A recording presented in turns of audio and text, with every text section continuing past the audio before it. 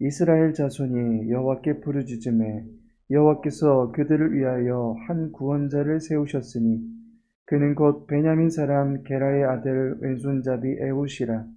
이스라엘 자손이 그를 통하여 모압 왕 에글론에게 공물을 바칠 때에 에훗이 길이가 한 규빗 되는 좌우에 날선 칼을 만들어 그의 오른쪽 허벅지 옷 속에 차고 곡물을 모압 왕 에글론에게 바쳤는데 에글론은 매우 비둔한 자였더라. 에훗이 곡물 바치기를 마친 후에 곡물을 메고 온 자들을 보내고 자기는 길갈 근처 돌 뜨는 곳에서부터 돌아와서 이르되 왕이여 내가 은밀한 일을 왕에게 아뢰려 하나이다 하니 왕이 명령하여 조용히 하라 하매 모셔선 자들이 다 물러간지라. 에훗이 그에게로 들어가니 왕은 서늘한 다락방에 홀로 앉아 있는 중이라. 에훗이 이르되 내가 하나님의 명령을 받들어 왕에게 아랠 일이 있나이다 하매 왕이 그의 좌석에서 일어나니 에훗이 왼손을 뻗쳐 그의 오른쪽 허벅지 위에서 칼을 빼어 왕의 몸을 찌르매 칼자루도 나를 따라 들어가서 그 끝이 등 뒤까지 나갔고 그가 칼을 그의 몸에서 빼내지 아니하였으므로 기름이 칼날에 엉겼더라. 에훗이 현관에 나와서 다락문들을 뒤에서 닫아 잠그니라. 아멘. 오늘 본문 통해서 왼손잡이 에훗이라, 왼손잡이 에훗이라 라는 제목으로 함께 말씀 나누고자 합니다. 종려나무의 성읍을 빼앗김으로써 이스라엘은 에글론의 압제를 당하게 됩니다. 어제도 살펴보았지만 종려나무 성읍은 당시에는 매우 중요한 지역이었습니다. 출애굽 당시에 이스라엘 백성들이 엘림이라고 하는 오아시스를 찾게 되었을 때 그곳이 오아시스임을 알게 해주었던 나무가 종려나무입니다. 출애굽기 15장 27절에 그들이 엘림에 이르니 거기에 물샘 12과 종려나무 70그루가 있는지라 거기서 그들이 그 물 곁에 장막을 치니라 라고 말씀합니다. 이스라엘 백성들이 물샘 곁에 장막을 치게 됩니다. 종려나무 주위로 자연이 제공하는 쉴만한 초장이 만들어져 있기 때문입니다. 사람들이 살기에 적합한 장소가 종려나무가 우거진 곳입니다. 여리고가 당대의 가장 큰 성읍이다라고 불릴 수 있었던 이유가 바로 여기에 있습니다. 물이 풍부해서 과일과 장롱이 수월한 그야말로 기름진 땅 중의 땅이었습니다. 이곳을 에글론에게 빼앗겼다라고 하는 것은 무엇을 의미하는 것입니까? 이스라엘이 완전히 추락해버렸다라는 것을 의미합니다. 에글론이 쳐들어왔을 때 이스라엘도 이 땅을 그냥 내주지는 않았을 것입니다. 에글론 역시 이 땅을 쉽게 공략하지는 못했을 것입니다. 쉽게 물러서거나 양보할 수 있는 땅이 아니었기 때문입니다. 이스라엘과 에글론 두 족속 간에 자존심을 건 전쟁이 있었을 것입니다. 하지만 앞선 12절에 보시면 에글론은 이스라엘의 악행을 심판하기 위해서 여호와께서 보내신 들짐승과 같은 족속입니다. 때문에 이스라엘은 에글론의 강성함에 힘없이 무너질 수밖에 없었습니다. 18해 동안 에글론을 섬기던 이스라엘은 또다시 여호와께 부르짖게 됩니다. 그러할 때 하나님께서 구원자로 한 사람을 세우십니다. 치명적인 피해를 입고 주눅이 들어있는 이스라엘의 회복을 위해서 세우신 사람이 등장합니다. 15절에 보니 이스라엘 자손이 여호와께 부르짖음에 여호와께서 그들을 위하여 한 구원자를 세우셨으니 그는 곧 베냐민 사람 게라의 아들 왼손잡이 에훗이라. 추락해버린 이스라엘의 부흥을 위하여 새로운 지도자가 나타납니다. 그가 에훗입니다. 하나님께서 세우신 에훗이라고 하는 사람에 대해서 잠시 알아보고자 합니다. 그는 사사기에 등장하는 두 번째 사사입니다. 그는 어떤 사사입니까? 첫 번째로는 어둠 속에서도 불을 간직하고 있던 지도자다라는 것입니다. 이스라엘이 에글론의 압제하에 들어간 이유가 무엇입니까? 이스라엘의 초기 정복사에서 성 주위를 돌다가 외침으로써 성이 붕괴되는 초자연적인 상황이 접목되어 정복하게 된 곳이 여리고입니다. 그 땅에 있던 기생 라합은 여호수아 2장 11절에서 너희의 하나님 여호와는 위로는 하늘에서도 아래로는 땅에서도 하나님이시니라 라고 고백합니다.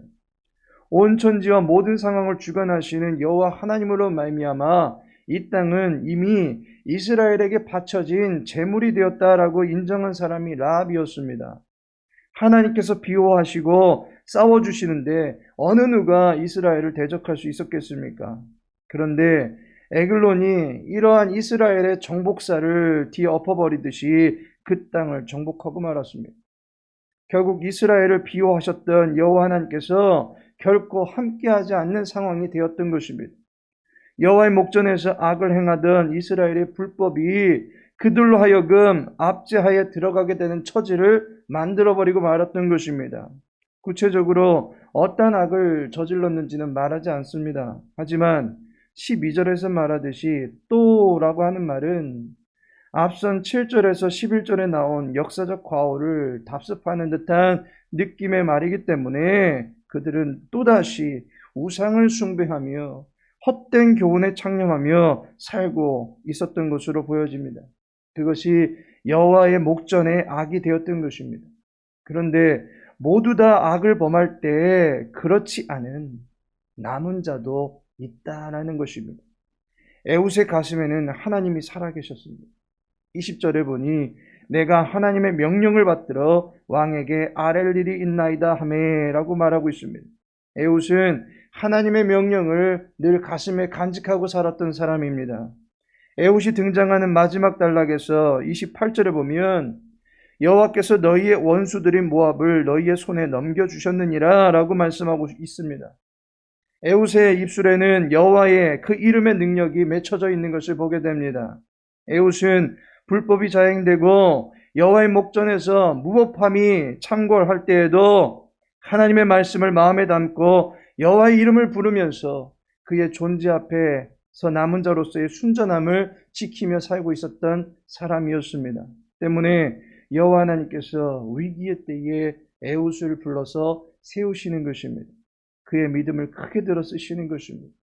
여리고를 빼앗을 정도로 강력한 에글론에 맞설 수 있는 사람, 여호와는 맞설 수 있는 상대 선수를 탁월하게 골라 세우시되 하나님의 사람, 여호와의 이름으로 살고 있던 에훗을 구원자로 불러 세우신 것입니다. 에훗은 어떤 사사입니까? 제한에 제약을 받지 않는 지도자였다라는 것입니다. 15절에 보니 에훗을 특이하게 소개합니다. 그는 곧 베냐민 사람 게라의 아들 왼손잡이 에훗이라. 이 소개가 참으로 독특한 것은 베냐민이라고 하는 것은 오른손의 아들이라는 의미입니다. 오른손의 아들 지파에서 왼손잡이를 등장시키고 있다는 것에 한 번 더 눈을 가게 됩니다. 왼손잡이라고 말씀하셨습니까? 말씀을 듣고 있던 청자들도 다시 한번 귀를 기울일 수밖에 없는 표현입니다. 이것은 마치 공을 들고 있는 투수들이 질비한 사이에 발로 공을 차고 있는 축구 선수가 서 있는 듯한 모습인 것입니다. 분명 예사롭지 않은 소개입니다. 그래서 이것을 원문에서 보니까 왼손잡이라고 하는 말에는 오른손에 제한이 있는 이라는 의미를 담고 있습니다. 그렇다면 에훗은 어떤 사정에 의해서 오른손을 사용하는데 어려움이 있는 입장일 수 있었습니다. 한 손을 자유롭게 사용하는 일에 있어서 제한을 받고 있었다라고 하는 것입니다. 그러나 에훗은 어려움에도 불구하고 최대의 힘을 발휘할 수 있는 스윙 궤적이 나올 수 있도록 무장하였습니다. 왼손잡이인데 칼은 오른쪽 허벅지에서 칼을 빼낼 수 있도록 무장하였습니다. 풀로 휘두르는 힘을 이용해서 비둔한 에글론의 왕을 칼로 찔러 죽일 수 있었던 것입니다. 구체적으로 설명드리기 어려운 내용이지만 에훗은 그의 몸을 관통할 정도로 힘있게 칼을 사용했다라는 것입니다. 제한이 있는 처지였지만 그 제한들을 넘어서도록 기술을 활용한 것입니다. 제한이 있음을 탓하거나 은둔하지 않았습니다. 여호와와 그의 백성들을 위하여 헌신하며 사명을 감당하는 일에 그는 결코 제약받지 않는 자유한 사람이었습니다. 누군가는 헌신자로 서야 되는 마당입니다. 그런데 나는 어찌어찌해서 할 수 없습니다가 아닙니다. 이날을 위하여 내게 이러한 기술을 갖출 수 있게 해주셨구나라고 생각해야만 하는 것입니다. 이날을 위하여 나를 준비시켜 주셨구나라는 것입니다. 우리가 가진 인생의 경력, 자원, 기술, 은사 등 이 모든 것이 하나님께서 불러주실 때에 제약 없이 거침없이 쓰임받을 수 있게 되는 것입니다. 하나님의 부르심은 후회가 없습니다. 약한 자이지만 들어 쓰실만 하시기에 불러주시는 것입니다. 에웃은 제한된 신체 기능에 결코 제약받지 아니하고 여호와의 무한한 권세에 힘입어서 사역을 감당한 인물이었다라고 알 수가 있습니다. 이처럼 두 번째로 세워진 에웃이란 인물은 어둠 속의 등불과 같은 존재였고 신체적인 약점이 있었지만 그것을 극복하고 힘있게 쓰임받은 구원자입니다. 그로 인하여 이스라엘은 종노릇했던 시절에서 벗어날 수가 있게 됩니다. 우리는 이 에웃이라고 하는 구원자를 통해서 신약에 나타난 구원자 예수님의 모습을 보게 됩니다. 예수님은 어떠한 구원자셨습니까? 예수님은 어둠 속에 임한 빛이셨습니다. 예수님은 세상의 어둠 속에 있을 때에 빛으로 이 땅에 오신 분이십니다. 요한복음 1장 5절에도 빛이 어둠에 비치니 빛이 돼 어둠이 깨닫지 못하더라 라고 말씀하고 있습니다. 빛이 왔음에도 불구하고 세상이 온통 어둠입니다. 어느 누구도 메시아를 알아볼 수 있는 지각 있는 자가 없었습니다. 세례 요한을 통해서 예수님이 메시아이시다라고 가르쳐 주어도 결국에는 세례 요한을 죽이고 예수님도 십자가에 못 박는 무지한 백성들 투성입니다. 그러나 주님은 생명의 빛으로 이 땅에 오셔서 무지한 백성들 가운데 제자를 택하시고 그들을 세상의 빛으로 이끌어 주신 것을 보게 됩니다. 두 번째로 주님은 종의 형상을 지녔음에도 불구하고 끝까지 헌신하셨습니다. 예수님은 하나님의 본체이심에도 불구하고 자신의 모든 것을 인간의 육체 안에 제한해 두셨습니다. 빌립보서 2장 8절에 보니까 사람의 모양으로 나타나사 자기를 낮추시고 죽기까지 복종하셨으니 곧 십자가에 죽으심이라. 하나님의 보좌 우편에 계시는 최고의 통치자이심에도 불구하고 자신의 권세와 권위를 낮추시고 사람이 되셨습니다. 배고픔을 알게 되고 민망히 여기신 가운데 슬퍼하시게 되고 죽음으로 애통하는 이들과 함께 오셨습니다. 십자가의 고통을 온몸으로 감당하시면서 자기의 피를 쏟고 살을 찢기까지 고난을 당하신 분이십니다.